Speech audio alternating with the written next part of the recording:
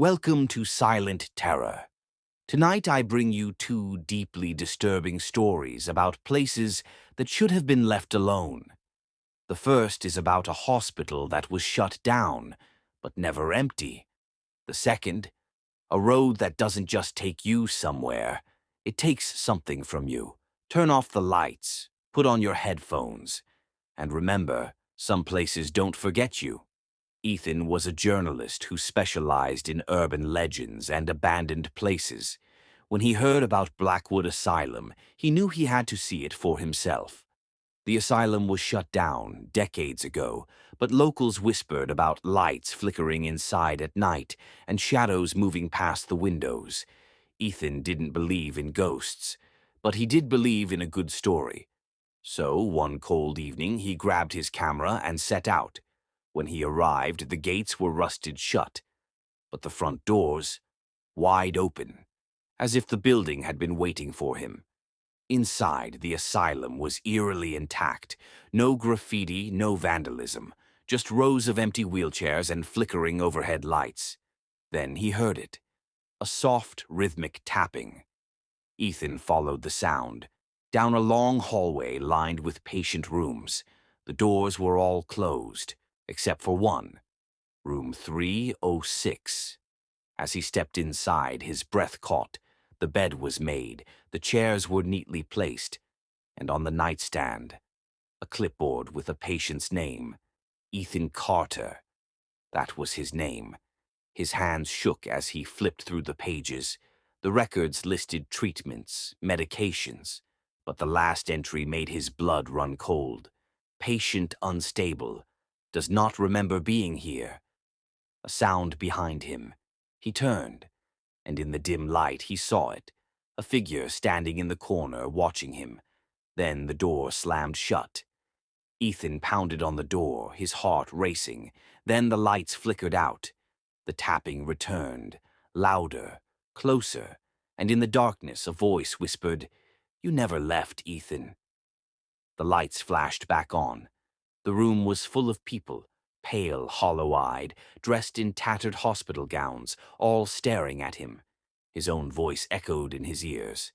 Patient unstable. Does not remember being here. Ethan screamed, but outside the hospital remained silent. And when his friends came looking for him the next day, there was no sign of Ethan Carter, just an empty patient room, with his name on the chart. Some places keep you. Some places never forget you. But not all horrors are trapped within four walls. Some are waiting for you on the road, waiting for the moment you take the wrong turn. Michael had been driving the same route for years. He was a long-haul trucker, familiar with every highway, every shortcut. But one night he saw something new, a road he had never seen before. It wasn't on his map. His GPS showed nothing. Yet there it was, a smooth black stretch of highway cutting through the woods, and for some reason he felt compelled to take it. As he turned onto the road, his radio crackled with static. Then through the noise, a voice whispered, "You shouldn't be here." Michael drove for miles, no signs, no exits, no other cars, just endless dark highway. Then the gas station appeared. It was old, run down, the neon sign flickering. A man stood outside, smoking a cigarette.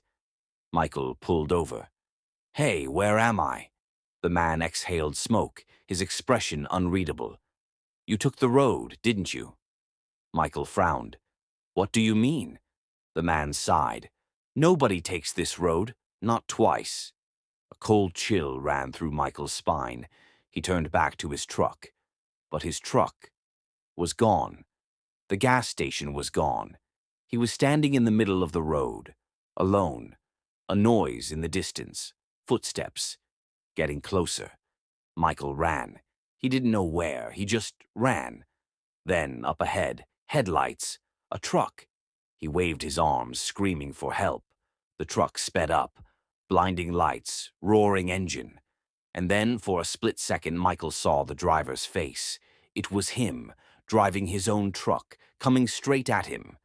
The impact never came. The world blinked. Michael gasped, jerking awake in his seat. He was in his truck, parked at a rest stop. The sun was rising. His phone buzzed, 3 missed calls. A text from his wife. "Are you okay? You've been gone for 2 days." But Michael knew the truth. He had never left the road, and someday it would come calling for him again. Some places should be left alone, some roads should never be taken, and some horrors are just waiting for you to find them. If you ever hear a voice warning you, listen, because the next time you take the wrong turn, you might never find your way back.